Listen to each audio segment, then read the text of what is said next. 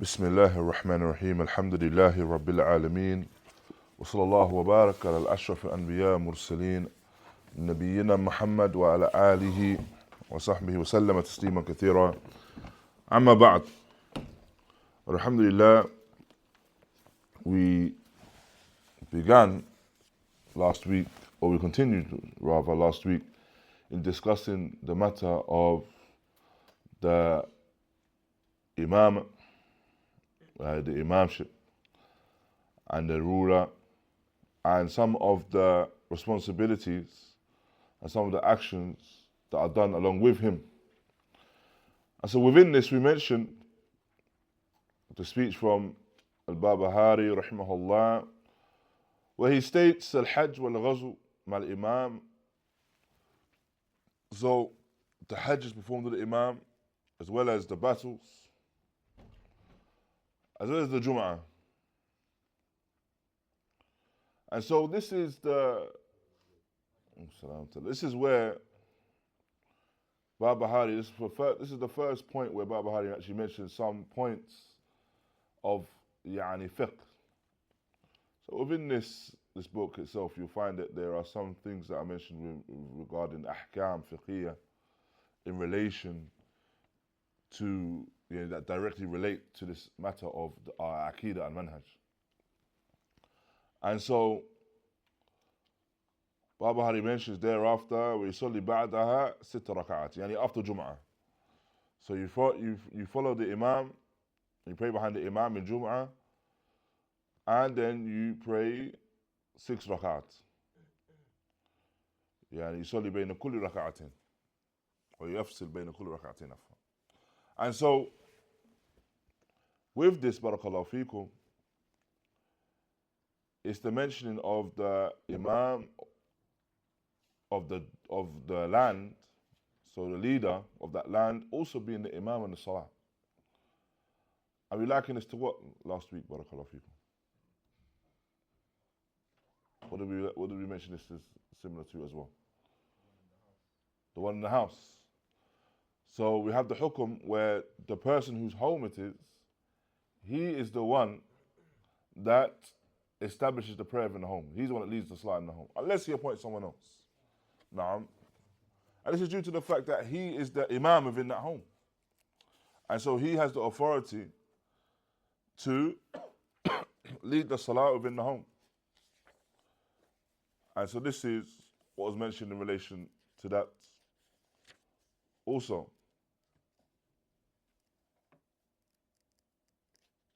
Now,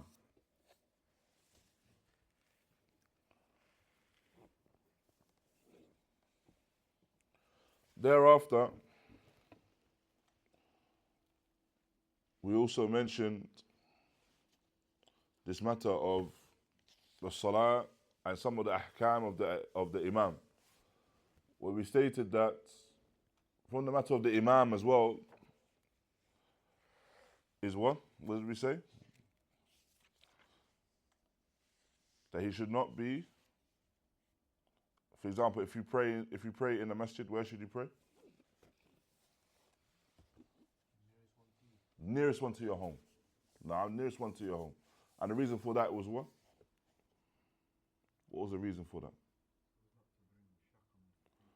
To not cause doubt regarding the imam of the closest masjid to your house. So if now you pray in a masjid further away from your home, and then people know where you live, and they see you praying in a masjid further away, then this may bring doubt into the hearts of the people regarding the imam in your closest masjid. Naam. However, we mentioned this with the caveat of what?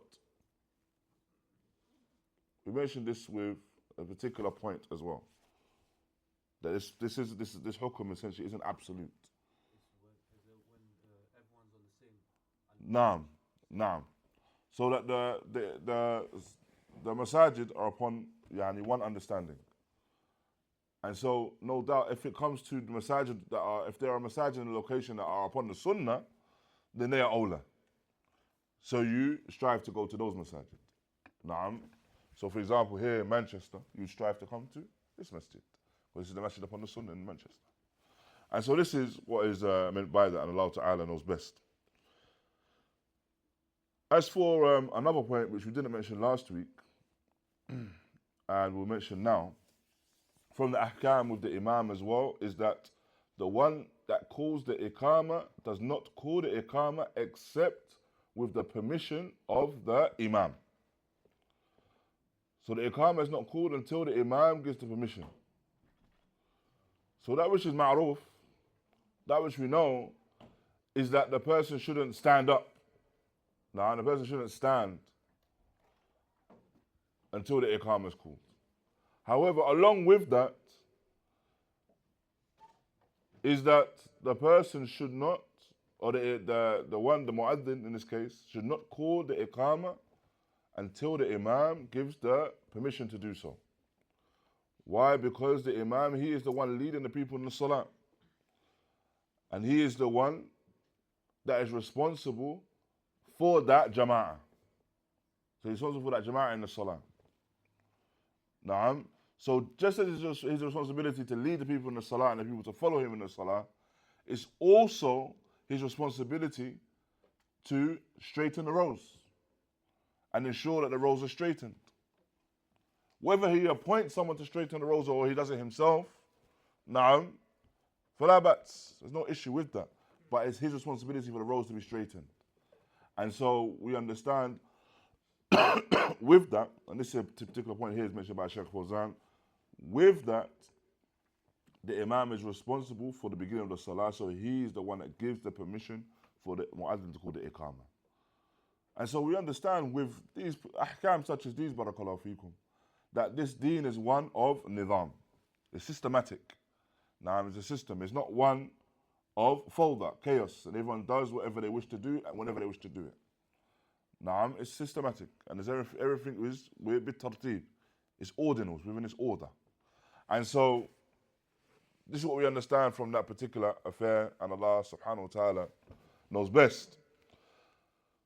After that, we have the point here mentioned, وَيُصَلِّ بَعْدَهَا ست ركعات يفصل بين كل ركعتين. And so this is the call of Imam Ahmad. So after Salatul Jum'ah, the person, the Musalli, prays 6 raka'at. Naam. And this is the madhab of Imam Ahmad. However, as is mentioned in the Sahihain, as is what is found in the Sahihain in the hadith of Umar, or Abdullah ibn Umar, in the hadith of Abdullah ibn Umar, the Messenger of Allah sallallahu alayhi wa sallam, after the Salatul Jum'ah, he prayed raka'atain. He prayed 2 raka'ah. So he prayed 2 raka'ah within his home.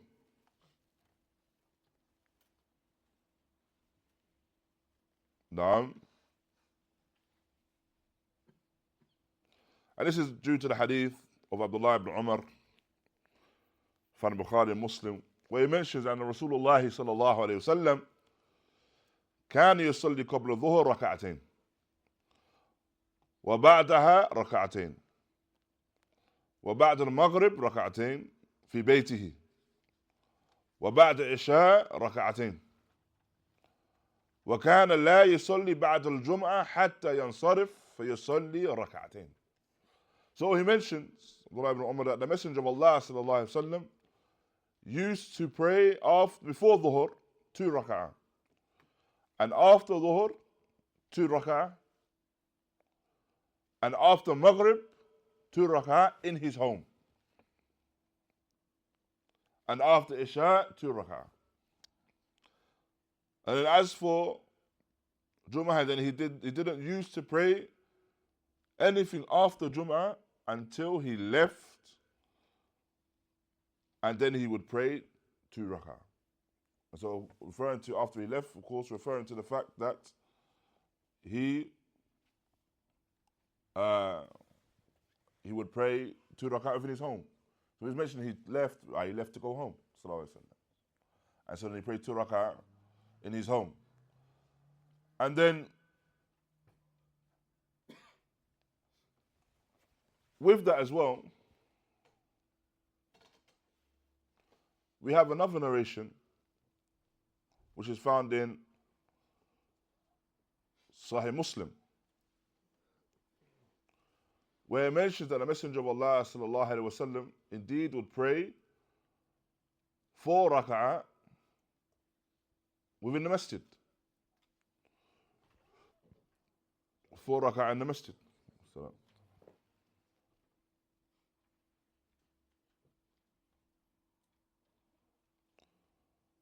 and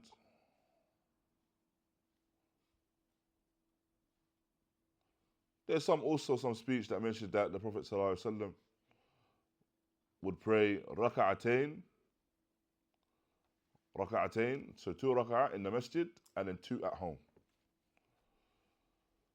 Ala kullin, the statement here now of Barbahārī, where he mentions the 6th rak'ah after Jum'ah, then this essentially is a jam' bayn al-ahadith. So this is harmonizing between the narrations. And so what we understand from that is that the person may pray 4 rak'ah in the masjid. I know you're talking about, we're referring to the nawafil, of course. 4 rak'ah in the masjid after Jum'ah. And then once they return home, they pray 2. And so as for, your mathematicians, 4 plus 2 equals 6. Naam. And so this is where he mentions the 6. Naam, making jam' bayn al-aqwal and harmonizing between them. And jam' is awla. Jam' is awla. This is the first thing that a person should seek to do when it comes to the nusus, to the texts. And so what we mean by that is that when we have ikhtilaf, or when we have two texts that may appear, they appear to contradict one another, then there's a particular ma'amala that the mujtahid will do, the one that is striving to find the hukm, the correct ruling. There's particular things that he will do, in order to arrive at that ruling. So if these 2 texts appear to contradict one another, then there are steps that he takes. From those steps, the first step that he takes, and these steps are in order. These steps are in order. And I believe we've mentioned it before, but we'll mention it again, inshallah. These steps are in order. The first step that he takes is what? What does he try to do? He tries to make jam'. So he tries to harmonize between the texts, which is what is mentioned here. So he tries to harmonize between the texts where he finds that each and every single one of them are viable, meaning that everything that is mentioned is actually correct. And it can occur in this time and it can occur in that time. An example of that is that you may have a narration, or you have a narration where the Messenger of Allah sallallahu alaihi wasallam is asked about the best actions, the most beloved actions to Allah. And he mentions the most beloved actions to Allah in one place, and his actions are specific actions. And then sallallahu alaihi wasallam mentions the actions in another place, and then they are different actions. So that which these 2 things seem to contradict one another. Because it's mentioned in one place some specific actions that are beloved to Allah, or most beloved to Allah, and specific actions that are most beloved to Allah in another place. What's understood from that, if you were to make jam' between them, is that they can both coincide and both be correct. Now, both these narrations can be correct. Why? Because this particular narration mentioning these actions was more munasib, or was more befitting for the people being asked at that time or in that place. And those actions being mentioned were more befitting for those individuals being asked in that time or in that place. Both of them are correct. This is an example of that. So the first thing is that you seek to harmonize between the narrations. Is that first thing clear? No, jazakumullah khair. Then the second thing. What's the second?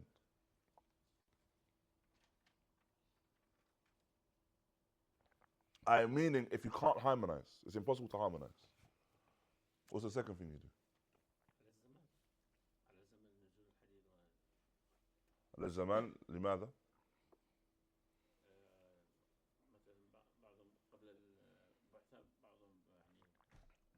قبل البعثة بعد البعثة؟ بعد البعثة ولكن في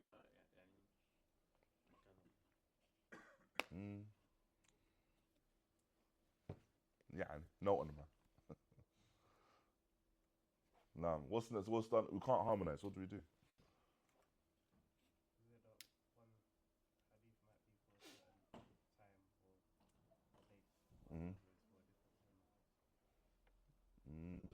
Is that not harmonizing?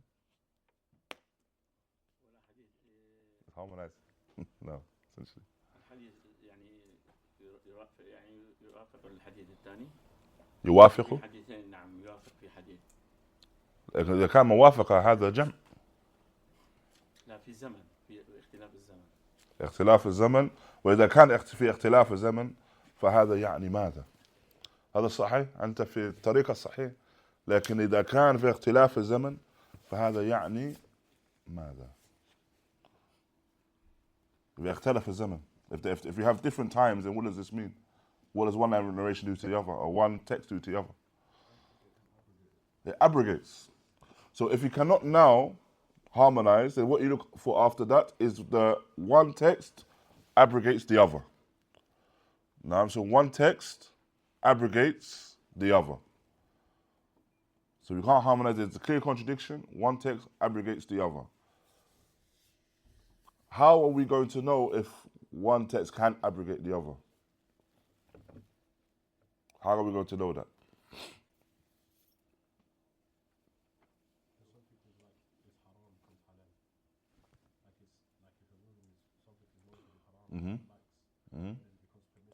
If something is known as to be haram and it becomes halal, for example. Okay, then, but how do we know that this text can abrogate that text? Because of the time. So, because we have knowledge of the time. So you have knowledge of the time of this text and have knowledge of the time of that text. How do we know knowledge of the time of the text?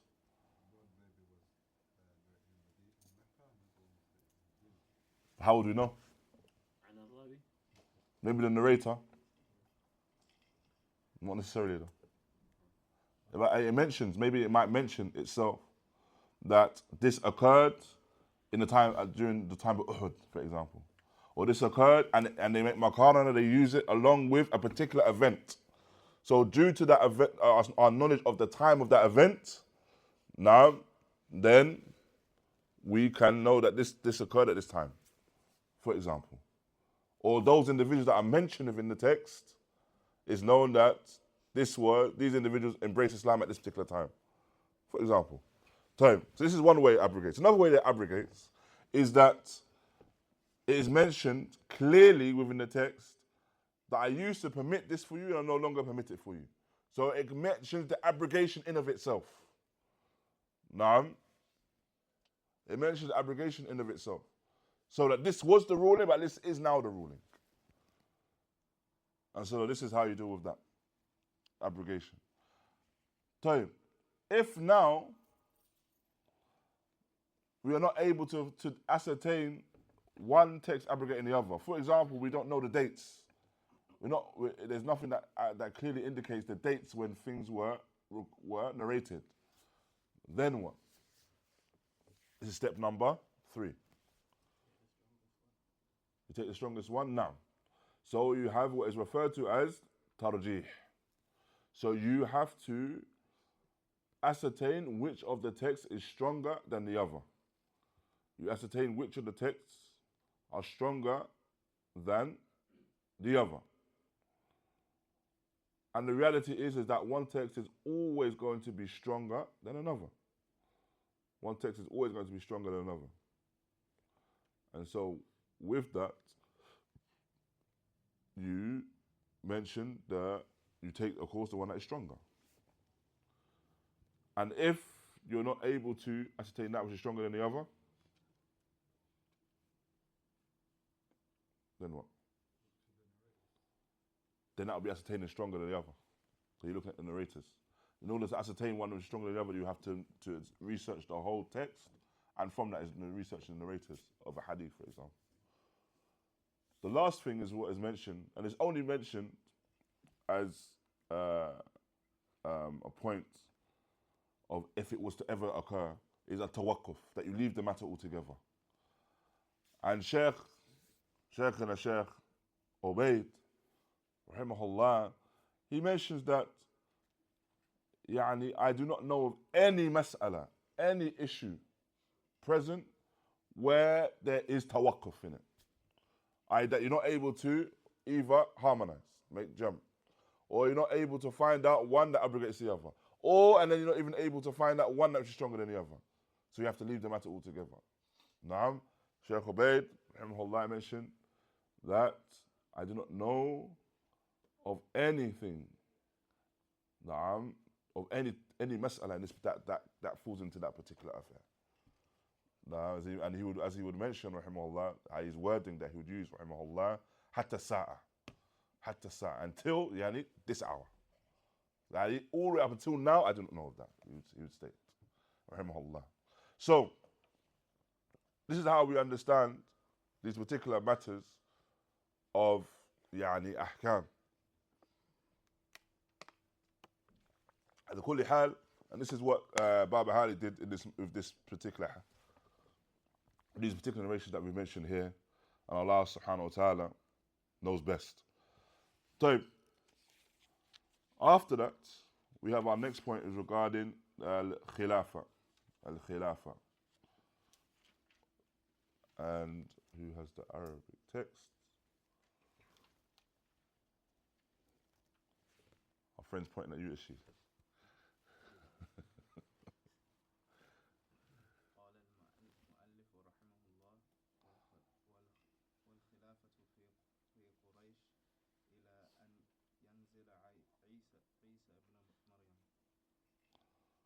نعم إلا أن ينزل عيسى ابن مريم عليه السلام. طيب. And English, Musa.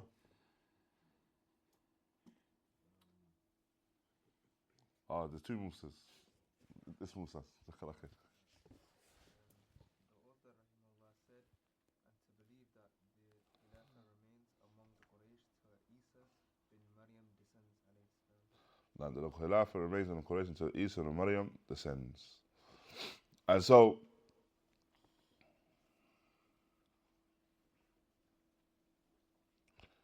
this is referring to the matter of the Khilāfah, the leader amongst the Muslims.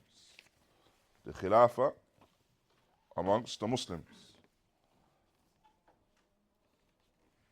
And so, it mentions that the A'imma, the Imams, are from the Quraysh, and they take precedence.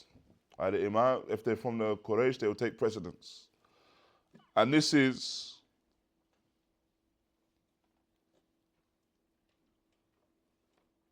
you have a narration mentioned, and it mentions here al-a'imma min Quraysh qaddimu Qurayshan وَلَا تَتَقَدَّمُوهَا. And so, the Imma are the leaders of amongst the Quraysh. So, put forward the one that is Quraysh from the Quraysh, the tribe of Quraysh. Do not put someone forward above, over and above them. Shaykh Fawzān here, he mentions, upon this, in relation to إذا كان Qurayshi صالحا. So the one that is Qurayshi, he has to be Salih. Naam. And so, Shaykh Rabi' he mentions particular shurut.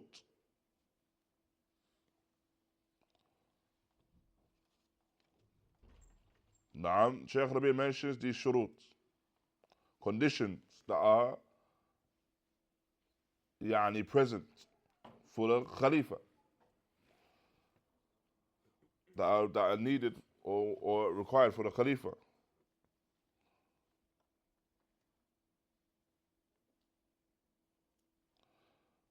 And so he mentions from these conditions, the first, and you call aliman, that the person is alim.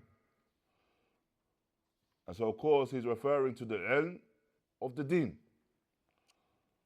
That the Khalifa is alim. The second, you call mujtahidan. He's mujtahid. So he's able to derive rulings. And he's able to have the tools to derive those rulings and derive rulings whenever a particular issue comes to him. The third condition is أن يكون عدلا. عدلا is that he has adl, that he is an individual that is just. And the fourth mentioned أن يكون رضا الناس عند الناس, that he has the approval of the people. And so if these conditions are present within, for example, Shaykh mentions, within, for example, 3 to 4 people, and one of those people are from the Quraysh, then the one from the Quraysh is put forth.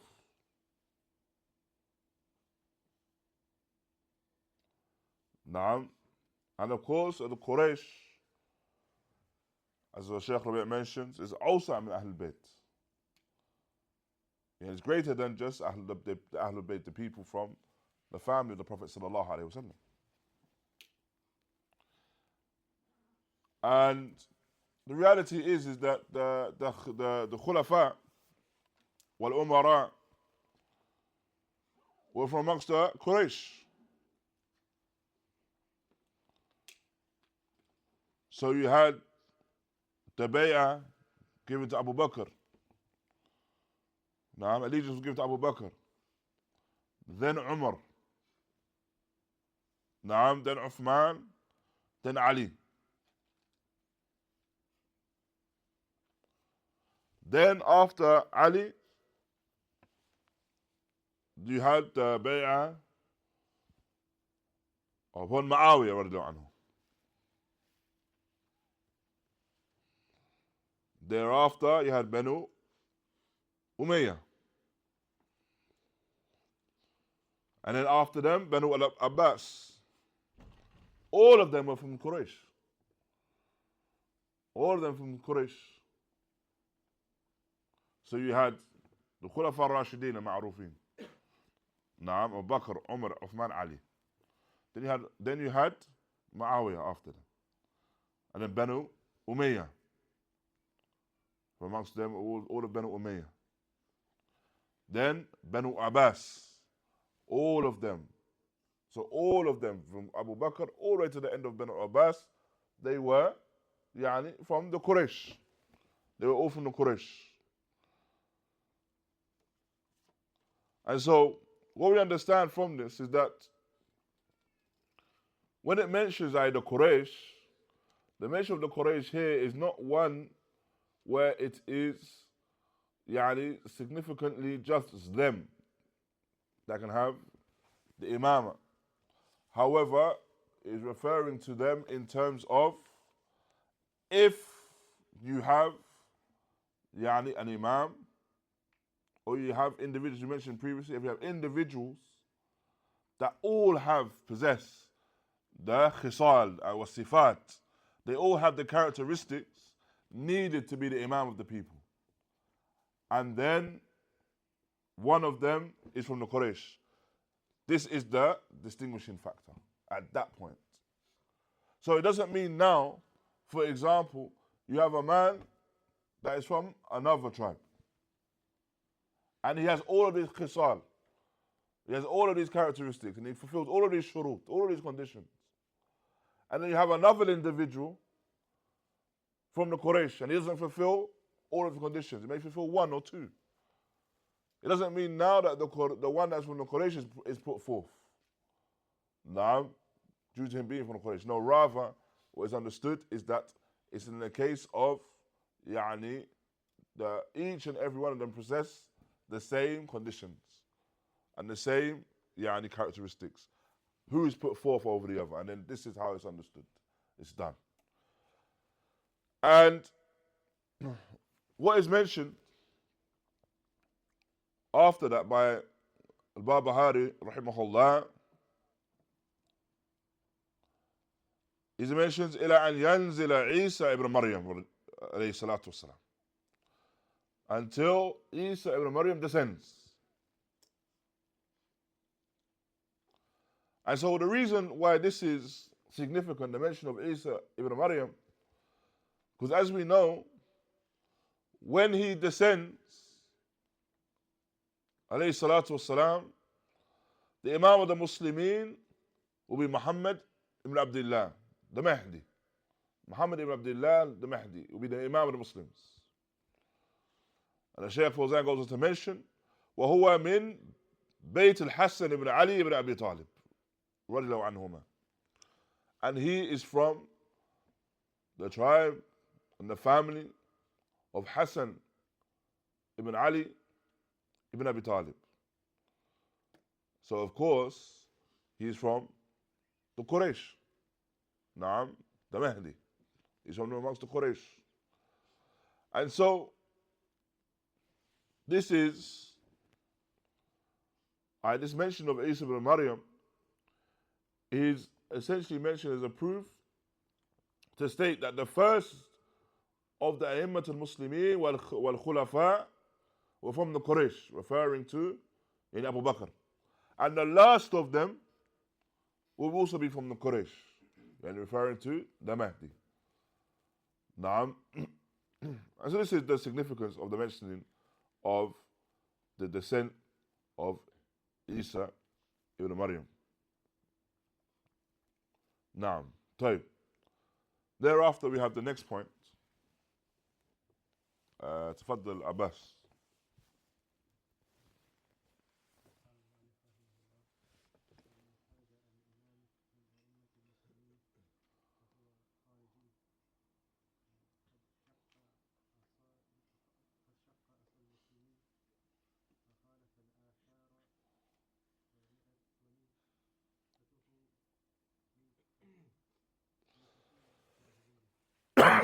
ميتته ميتة الجاهلية. نعم. جزاكم الله خير. طيب.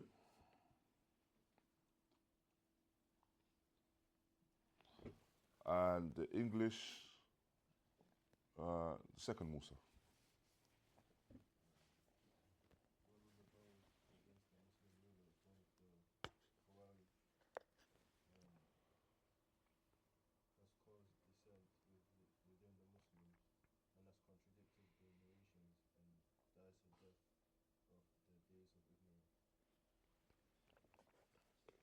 نعم جزاكم الله خير.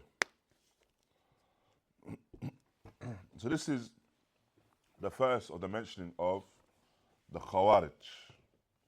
The first of the mention of the Khawārij. And essentially they have this name, the Khawārij, because this is indicative of their يعني خروج,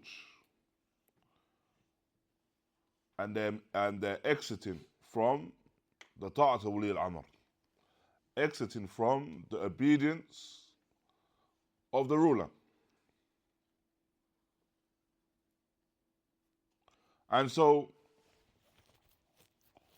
this is in relation to those that will leave off the obedience of the ruler,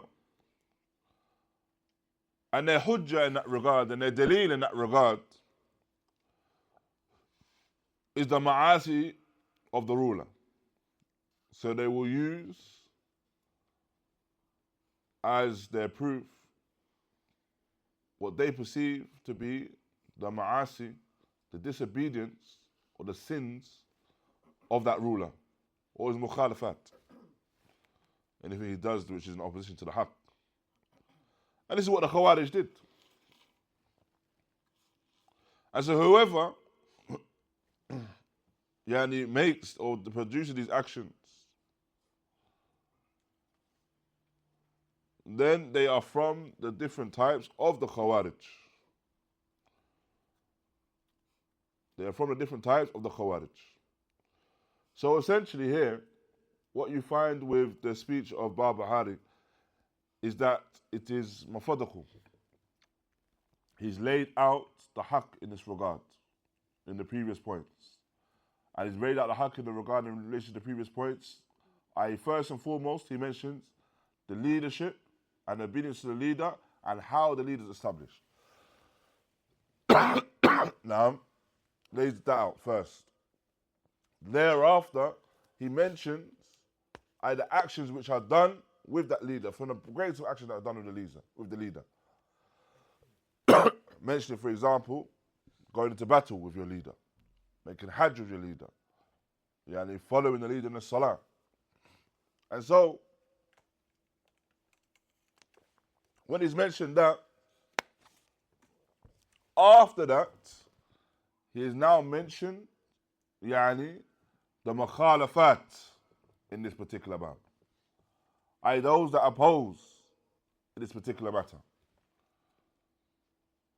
And this is why it begins with the mentioning of the Khawārij. Now, the mention of the Khawārij and what they are upon. So, one point to mention here is that those that oppose the ruler, there are two main groups that oppose the ruler. And who are they? Anyone know?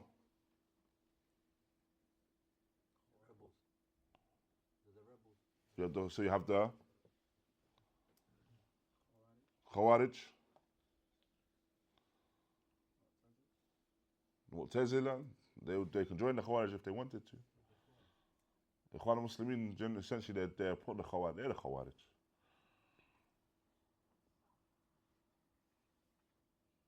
You have the Khawārij, and you have those are referred to as the al-Bugha. Al-Bugha. The Khawārij and the Bugha. And the Khawārij and the Bugha, essentially, they have similarities and they have, of course, differences, because they're two different groups. What they are similar upon is that they are seeking to oppose the ruler. They seek to oppose the ruler. Whilst al-Bugha, referring to the rebels, as you mentioned, they also seek to oppose the ruler as well. The Khawārij and the Bugha both seek to oppose the ruler. A distinction made between them, one clear distinction made between them, is that the Khawārij, they oppose the ruler and oppose upon the asas of takfir. So the Khawārij will oppose, and they will oppose whilst making takfir of the rulers. And of course, as we understand from the i'tiqād of the Khawārij as well, they will make takfir upon major sins.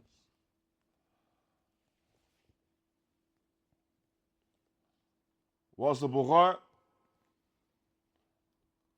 they will oppose and rebel without takfir.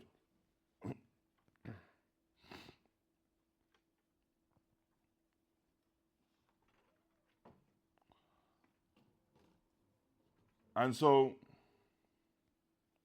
what is understood from the Bugha as well, is mentioned by Shaykh Uthaymeen and these rebels, is that they are a group of people that have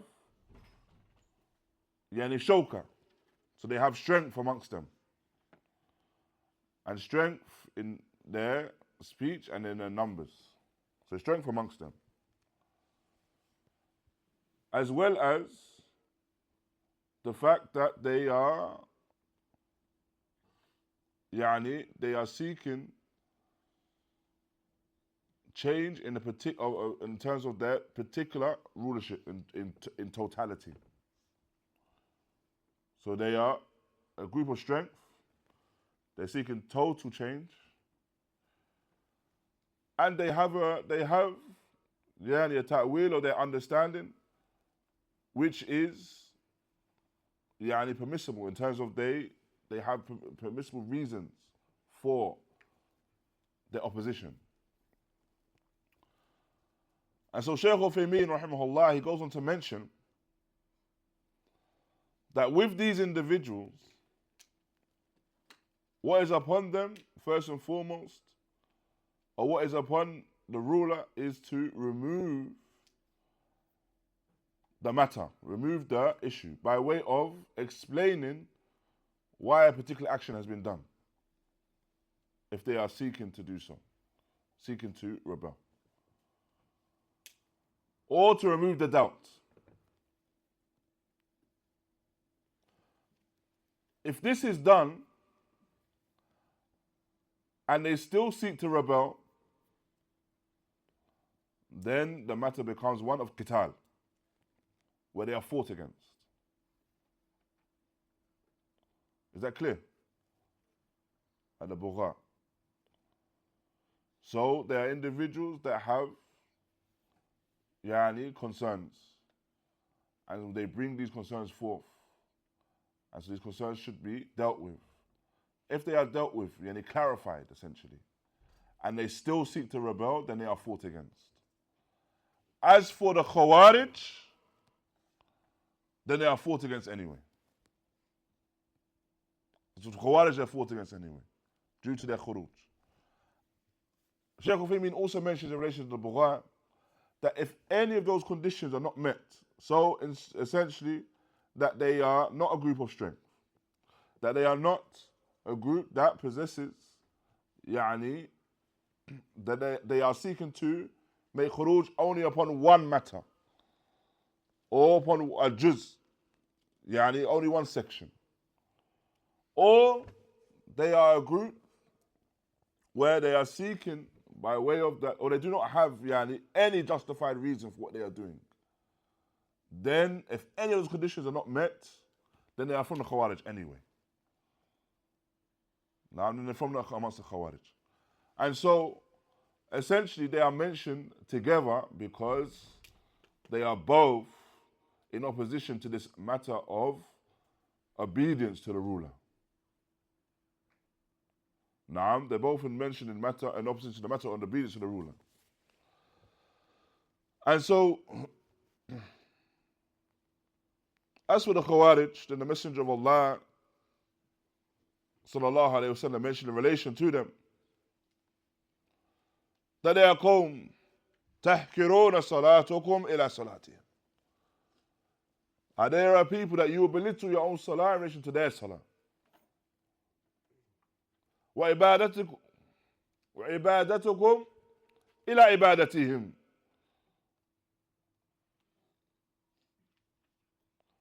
And that you would belittle your ibadah, your worship, with their ibadah. يقرؤون القرآن ولا يتجاوزوا حناجرهم. And they recite from the Quran, they read the Quran. However, it does not surpass their throats. يمرقون من الدين كما يمرق السهم من الرمي. And they leave the deen just as the arrow leaves the bow. فأينما لقيتموهم فاقتلوهم فإن في قتلهم أجرا لمن قتلهم. And he says, whenever you come across them, then kill them. For indeed, in killing of them is reward for the one that kills them. By referring to, of course, this Khawārij. This narration, amongst others, barakallahu fikum, is a narration which is used as a proof for those that hold the position that the Khawārij are not from amongst the Muslims. That the Khawārij are not Muslim. From them from the contemporary ulama, you have, as mentioned, the Shaykh Islam of this time, Shaykh bin Baz, كما ذكر Shaykh ʿUbayd, raḥimahullāh. Shaykh ʿUbayd mentioned that Shaykh bin Baz was of the opinion that the Khawārij were not from amongst the Muslimin. نعم لا يعد من المسلمين. They were not considered from amongst the Muslims, counted amongst the Muslims. And likewise, Shaykh ʿUbayd himself mentioned that he was upon that particular opinion. And so thus, this, as I mentioned, this particular narration is used, amongst others, as a proof for that particular matter. And Allah subhanahu wa ta'ala knows best.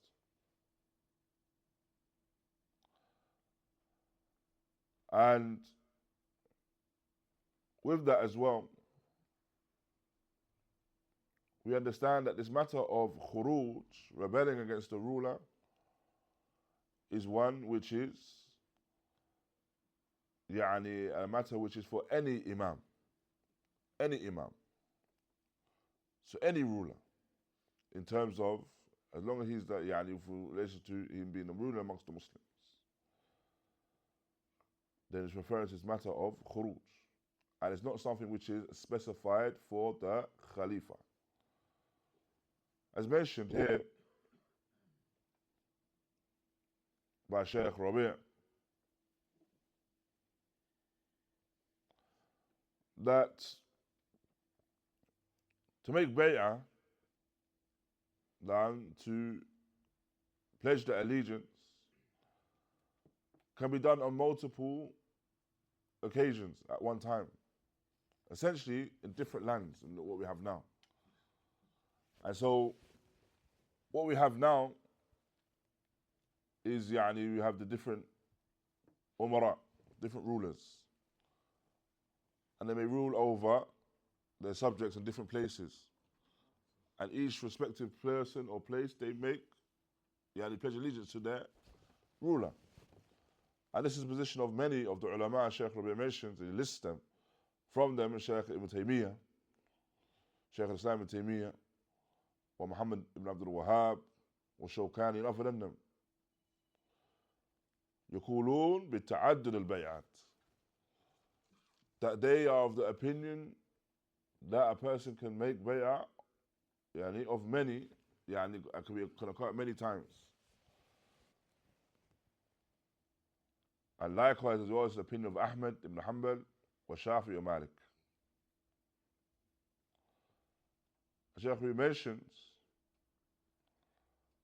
لأن هؤلاء عاصروا دولة الإسلامية, because they lived in a time where there were Islamic states essentially. So it is a time where Islamic states have been established. Allah Ta'ala knows best. We'll leave it there, inshallah. We'll leave it at that particular point and continue now. We'll continue in our next lesson, inshallah Ta'ala, with this point and the point that follows, inshallah. Jazakumullah khaira. Wa barakallahu feekum. Wa sallallahu wa barak ala nabiyyina Muhammad wa ala alihi wa sahbihi.